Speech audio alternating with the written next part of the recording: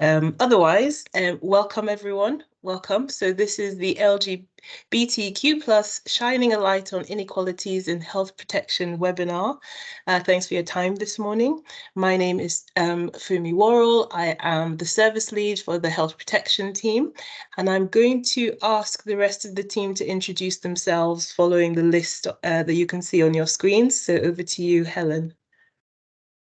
Yeah, hello everyone. My name is Helen Bissett and I'm one of the senior officers in the health protection team. Good morning, everyone. My name is Paulius Romanavicius. I'm a senior public health officer as well. Morning, everyone. My name is Manuela Engelbert and I'm an officer in the health protection team. Brilliant.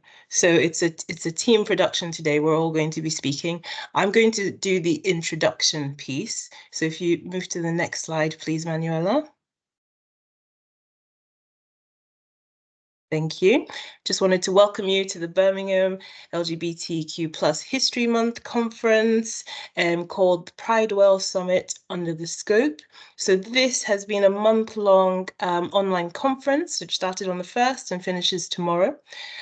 We've held a series of webinars and some face-to-face events, specifically for the LGBTQ plus community. And the 3 key priority areas are to shine a light on issues such as inequalities in health protection, which we'll be discussing this morning, to celebrate and connect with communities, which we will also talk through, and to share emerging practice and learning, and also to share some recommendations that we have for the entire system, so across Birmingham and Solihull for key partners and internal and external colleagues. So that is what we're here for today. Next slide, please, Manuela. Thank you so much. I'm just going to go through some housekeeping. So we've already mentioned that we are recording the session. Please do feel free to use the chat function or raise your hands if you have a burning question. We will be keeping an eye on the chat, so we will answer your questions. We'll probably go through the presentation first and we'll do a Q&A at the end, but we will answer your questions. Please do feel free to post your name, job title, and organization in the chat, and also your contact details like email address if you want us to come back to you with anything that we discussed today. Do feel free to keep your cameras on if you're comfortable when speaking, but also feel free to turn them off if they help with bandwidth while we're going through the presentation. Please do mute yourselves. I can see everyone's muted if you're not speaking, as we can then hear each other. And there is a post-event survey or feedback form, which I think can be posted in the chat today or after the event. So those are the key housekeeping tips. Next slide, please, Manuela. Excellent. So now what to expect for this session. So really we are going to talk about and shine a light on inequalities that are faced within LGBT communities.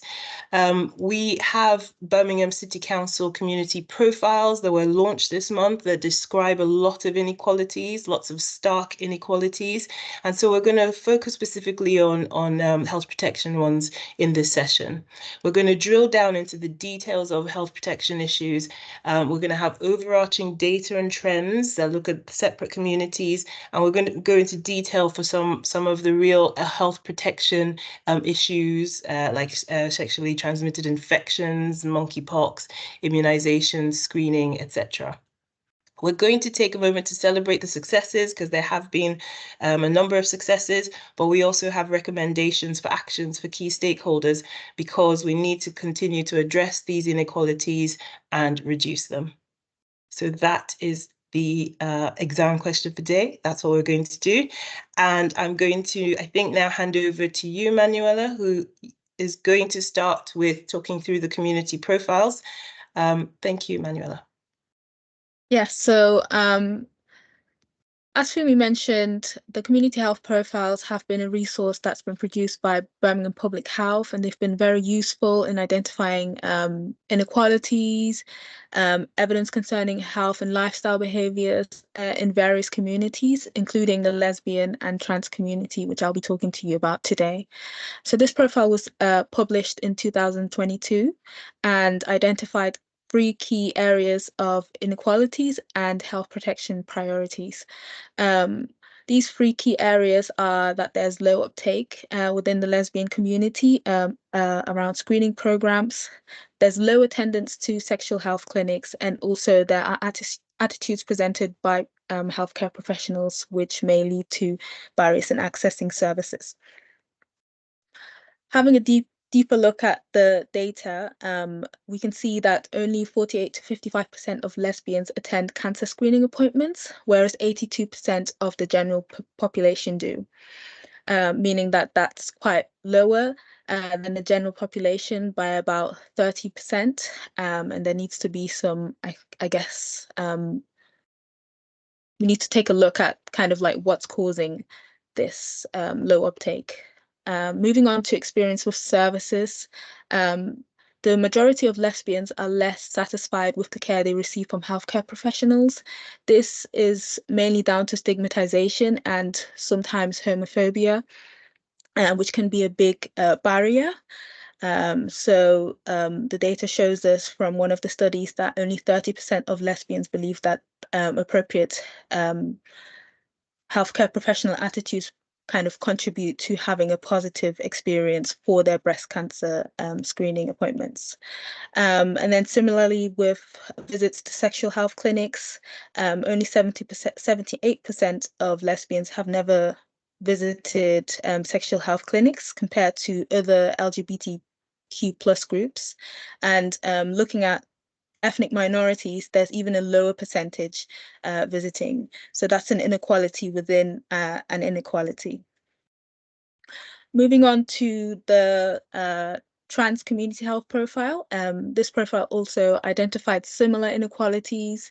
We can see from the transactional survey that was carried out in 2021 that only 27% of trans individuals often or always, well, 27% of trans individuals often or always avoid their GP for cancer screening appointments such as cervical cancer or prostate cancer. And of the eligible population, only 58% of trans individuals registered female at birth attend cervical screening appointments compared to 70% of women in the eligible women in the general population. This once again also presents a 30% kind of like difference. And moving on to the visits to sexual health clinics, trans individuals also have a lower kind of uptake or visits to these sexual health clinics. And the data shows us that only 17% compared to cisgender women attended kind of sexual health clinics. And then moving on to data around specific conditions such as HIV, the majority of trans individuals who are diagnosed with HIV are actually trans women, so that's 79%. And this came from a study that had a sample number of 140 participants. And the data also shows that in comparison to this, only 7% were trans men. So these are quite a lot of inequalities that this community faces, and there are several ways that these inequalities could be tackled. Several small ways that we can tackle these inequalities is by introducing training to healthcare professionals across the system to tackle the stigmatization and also spreading of misinformation. One thing that came out from the community health profiles is that sometimes healthcare professionals may kind of share information, especially with lesbians, regarding attendance to screening or cervical cancer screening appointments, which are related to their sexuality. And this can sometimes prevent them from attending. Another thing that the local system can do to improve kind of the screening uptake and gather more information around these communities is gathering local data, so granular data on specific communities or specific areas of deprivation in Birmingham, and using this to target intervention. So yeah, so these are some of the things that can be done and I'll pass it on to my colleague Paulus, who will talk to you about men who have sex with men, and then also the bisexual community health profile. Thank you very much, Manuela, for the handover. Hello, everyone. So yeah, like Manuela mentioned, we'll be talking about the GBMSM community. What that stands for is gay, bisexual, and other men who have sex. Sorry, Manuela, can you go back? Thank you. Yeah, we'll be talking about this specific community from a health protection standpoint, and I've used our own community health profile, and this it summarizes and encompasses sort of the local, widely available data in a very nice way. One thing that I'd like to point out about this, and this is in general, I guess, with the main focus being like a lot of the focus being on HIV, we're still forgetting that the most important and best thing we can do is to practice safe sex practices, and essentially condoms are essential in this case. Now, in this specific health profile, PrEP, which is an antiviral medicine for HIV, was mentioned 21 times, and condoms were only referenced twice. Now, in general, about PrEP, and antiviral as a medicine is prescribed and generally in healthcare settings by healthcare professionals. Because the problem is so wide scale and so large, PrEP has been made available to the public and to high-risk populations who don't necessarily have HIV, just want to prevent it. So there's a real focus on HIV, and I think this community health profile encompasses, and it's very useful.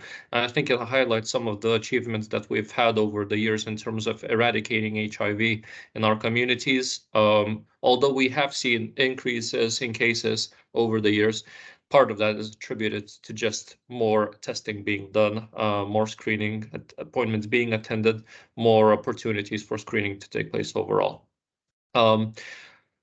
What this health profile also encompasses, and we'll get into this in later slides, is the overall rates of other sexually transmitted infections. It highlights some high-risk behaviors such as alcohol use, drug use during sexual intercourse. And one thing that I would like to point out is that all data that we have is either national or as close as we get to West Midlands. There is actually, it's very difficult to acquire local data, which would help us as a public health team to address specific parts of the populations better, send out targeted comms, and overall address the rates. So yeah, if Manuel, if you could click the next slide, please. Thank you. As I mentioned, and I should have said this before, but I will be repeating myself quite often about various topics because, well, in nature, things tend to go full circle. So in this particular slide, I thought it'd be useful to include the comparisons between the general public and the GBMSM community in terms of sexually transmitted infection rates. Now, on the whole, these graphs tend to look quite similar. However, what I would like to point out, and we're just going by official numbers, and this isn't by all means, this is not an attempt to cause any stigma or anything like that. But as per the Office of National Statistics, gay, bisexual men equate to around 3% of the population. And essentially, if you look at the actual numbers, the rates of infections are relatively speaking, dramatically higher than the overall community, overall general population. Essentially, what these numbers mean is not only that the infection rates are much higher, it also means that people with that these are actual people with actual diagnoses who have detrimental effects of their life, who have to self-exclude, who have to take really strong antibiotics, who lose income, who lose some certain freedoms when they're infectious. They can't participate in certain things. So there's a real human element to these infection rates. And I think part of it, whilst there is certainly stigma out there regarding being part of the GBMSM community, there should also be an element of responsibility, and we think that condom use would be it's essentially the first step a person can take to prevent these sort of figures, and these figures getting worse. And I think there should be a very strong push for those messages. Again, whilst HIV is a massive problem in terms of the overall sexual transmitted infection spectrum, it's turning into a tip of the iceberg. There's very, very big problems brewing just beneath that. Anola, if we could go with the next slide, please. Here I thought we could sort of look into the bloodborne viruses. What bloodborne viruses are, it's HIV, it's hepatitis B, C, that we're mainly concerned about. Now, the WHO sort of categorizes risk in terms of infections coinciding with HIV. In England, a person with HIV is 4.6 times more likely to contract hepatitis C. If we look at the graph, unfortunately, the numbers are sort of increasingly high amongst the gay bisexual men community. Although the overall highest risk factor in terms of hepatitis C is drug use, intravenous drug use, that's injecting drugs into your system. Still, the sort of the leading numbers are within the GBM community, and part of that, again, is not practicing safe sex, using condoms enough, which I think, again, really needs a really strong push. If you look at the sort of the overall rates of hepatitis and HIV, your chances of getting hepatitis C go up with the rates of increased HIV. So if we're looking at the population as a whole, the more HIV there is, the more hepatitis C there is as well, which will turn into a big problem. We will be touching on antimicrobial resistance in a bit, which this is particularly important to. So, Manal, if you could click the next slide, please. What is antimicrobial resistance? It's basically an occurrence where bacteria, viruses, parasites become more resistant to the medicine we use to treat them. It happens naturally. However, like a lot of factors in our lives, like climate change, it's sort of exacerbated by various other factors. So one of these are inappropriate use of antimicrobial drugs, antibiotics in this case, or infection control practices. In this case, with this in this context, that's condom use, lack of new antimicrobial drugs being developed. Realistically, we just can't keep up. There's infections out there that are already massively resistant to drugs, and we only have one or two that are left as a last sort of form of defense. And insufficient global surveillance of infection rates. It's not only global, it's local as well, like I mentioned before. And what the numbers that you saw previously in terms of infection rates, those are only people that attended a sexual health screening, whether it was done at home, whether it was done in a gum clinic. We were only aware of the infections that people, come to healthcare about. We're not aware of everything else, which is a huge chunk of cases in general. So in general, with antimicrobial resistance, it just gets worse over time, because not enough drugs are being developed. Next slide, please. So if we're talking about specifics, I thought gonorrhea was by far the best example we could discuss in terms of sexually transmitted infections. It has a whole history of becoming resistant to antibiotics, starting with penicillin. I think we started seeing resistance to the drug in the 1980s, and we just went down the line. Now, in terms of the most widely used drugs for gonorrhea in England, it's the yellow line. It's called ceftriaxone. And essentially, there's been reports of cases in England that essentially have a resistance to this drug as well. Not only that, majority of the cases, well, not majority, but in some cases, these drugs are given in combinations as well, because just one drug sometimes is just not enough to eradicate the bacteria in the body and make a person well. Now, again, these are antibiotics which have long-lasting effects on the human body, whether it's liver function, cardiovascular, the cardiovascular system. But overall, what we're seeing is an upward trend year-on-year basis in terms of bacteria becoming more resistant to antibiotics. There's also instances where unintentional sort of infections occur in the community, and I'm specifically referring to Shigella sani. Now, what this is a foodborne bacteria. And how these 47 cases were linked, they were not linked by, going to the same restaurant, having the same food. These were sexual contacts, essentially. And it spread through unsafe sex practices. Over a few months, we managed to acquire quite a few cases. Now, these people required extensive antibiotic use, and obviously that likely had some form of detrimental effects on their bodies.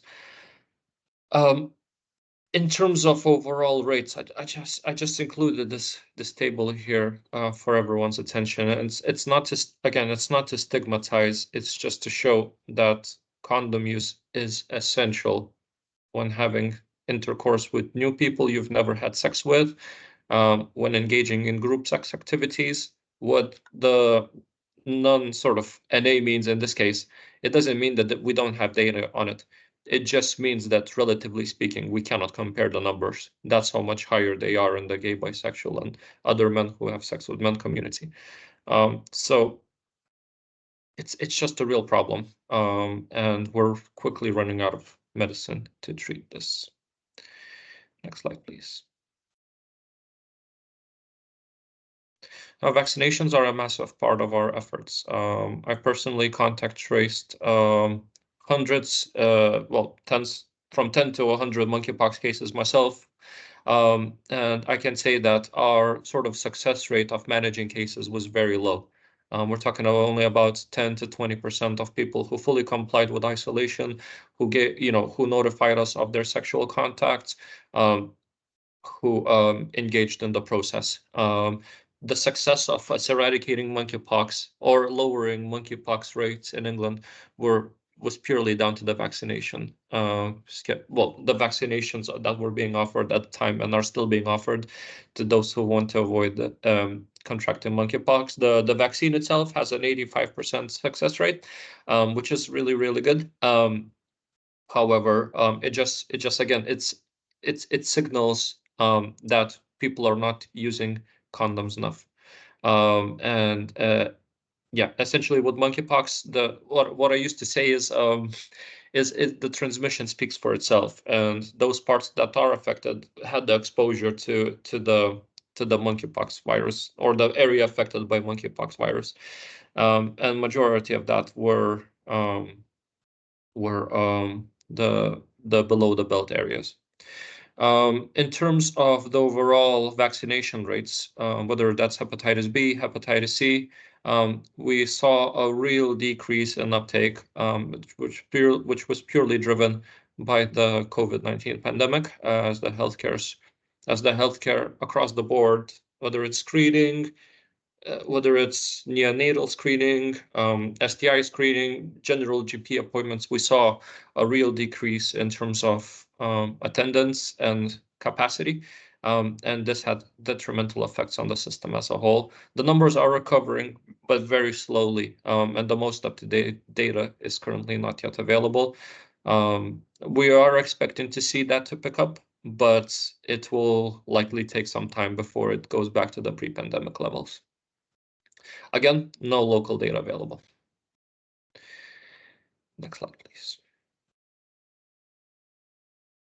As daunting as my set of slides was, I just wanted to highlight some success stories that we had. I think these are particularly important in terms of not only empowering the communities in question, but also empowering the healthcare staff and people who have to deal with these, deal with these issues. Oh, again, we've seen a real sort of increase in gum clinic attendance, in particular regarding HIV. We saw a decrease in HIV rates. We saw that more people started attending healthcare settings, and it's particularly welcomed that more and more people from the GBMSM community found it easier to access sexual health services, which I think is a great achievement and just highlights the sort of the steps we've taken to make the services as inclusive as we can, and we're continuing to do that forward.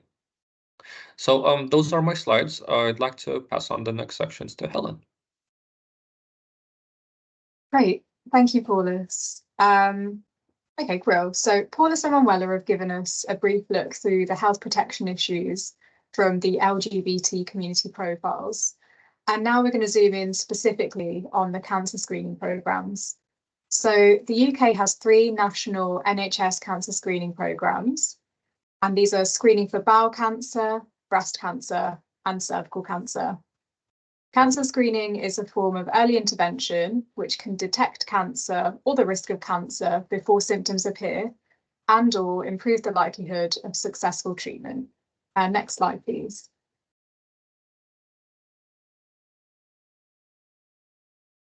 So alcohol usage and smoking are lifestyle risk factors for cancer.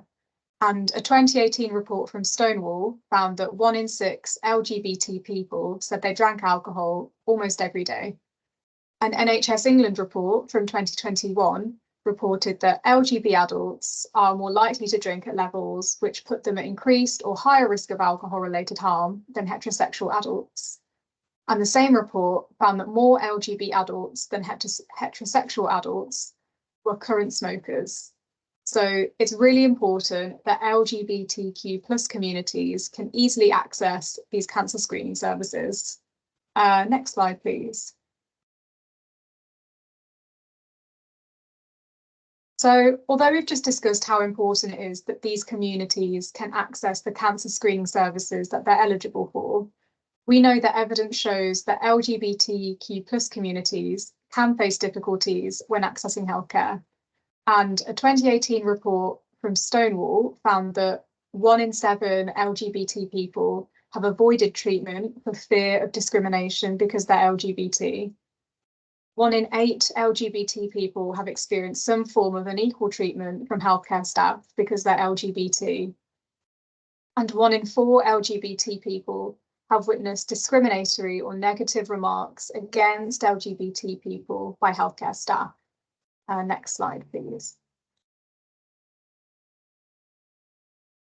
So digging a bit further into cancer screening, we know that trans men specifically experience inequalities in cervical cancer screening. Trans men eligible for cervical cancer screening who have registered with their GP as male will not be invited for cervical screening.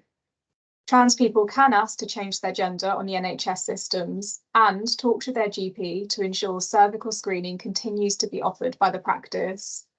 So again, it's really important that healthcare services ensure trans patients feel comfortable to ask these questions and ensure that they feel able to access this cervical screening programme in a different way. Next slide, please. So there's been some progress in working to reduce these cancer screening inequalities. NHS England has resources available that help ensure that trans people can access screening that's appropriate for them, including the leaflet or the information pack, which you can see in the screenshot on the left-hand side of this slide. And the Office of Health Improvement and Disparities has also published a screening inequality strategy, which sets out how the cancer screening system can work together to ensure all screening services can be accessed by all communities, including the LGBTQ+ community. Next slide, please. So, although there's been some progress made to reduce inequalities for LGBTQ+ people in cancer screening programmes, we know that more can be done. So thinking back to the slide on the LGBTQ plus experience of accessing healthcare and those quite sort of startling figures of witnessing or being worried about unequal treatment, there could be improved training and education for cancer screening staff to ensure everyone understands and feels comfortable with what culturally competent care for LGBTQ plus people look like. If we go back to the last slide just for a second. Brill, thank you. We also know that improved data collection and research would help to understand LGBTQ plus cancer screening needs in more detail, which would help the system identify and target effective uptake improvement efforts to specific communities in Birmingham. And finally, it would also be important to listen to these LGBTQ plus communities to understand the effectiveness of the support and the resources that already exist, but also what more can be done to improve on this. And on that note, I'm going to hand back over to Fumi for the final slide. Thanks, Helen. So I'll just talk through the final slide to give a summary of our thoughts on this issue. So the wider health protection issues to do with the inequalities in these communities, as described by my team quite comprehensively. So we need to have better data collection to better understand the barriers and issues within healthcare. So there's short-term, medium-term and long-term things that we could do. So in the short term, we need to consult our literature and look at our local resources. And we think our Birmingham City Community, Birmingham City Council community health profiles is a good place to start. And we've talked through some of those health profiles and the stark inequalities that are shown and described in the data. In the long term, we need to be able to do some more influencing and influence our service providers and commissioners to collect improved data for these communities so that we can have informed next steps and improve future service provision. We need to look at inclusive language in healthcare settings. There's a whole sort of huge amount of issues in these communities, many which we haven't touched on today because we're limited by time. So we need to have more inclusive language in healthcare settings where people don't feel that they're not welcome because they're, a certain, gender or community or group. So we need to take part in more LGBTQ plus inclusion training and training and education for colleagues and staff who work in these settings, and to promote use of inclusive language with all of our key stakeholders. Finally, closer working with LGBTQ plus communities is essential because we need to understand more about the barriers and issues for these communities. So we need to connect with our local communities and the local organisations that advocate for them when consulting our Birmingham residents. And we have to work towards more co-production on key issues. So we've talked about cervical screening, cervical cancer screening, but there's so many others to address. So those are the key points that we've come out with. We've set out some of the successes, so it's not all bad news. There's been lots of success, lots of positive movement. But now I think we'd be really keen to enter into any questions or discussions. If anyone has anything for any of us, please do either pop your camera on and speak, or if you have anything that you want to put into the chat, do so if you'd like to.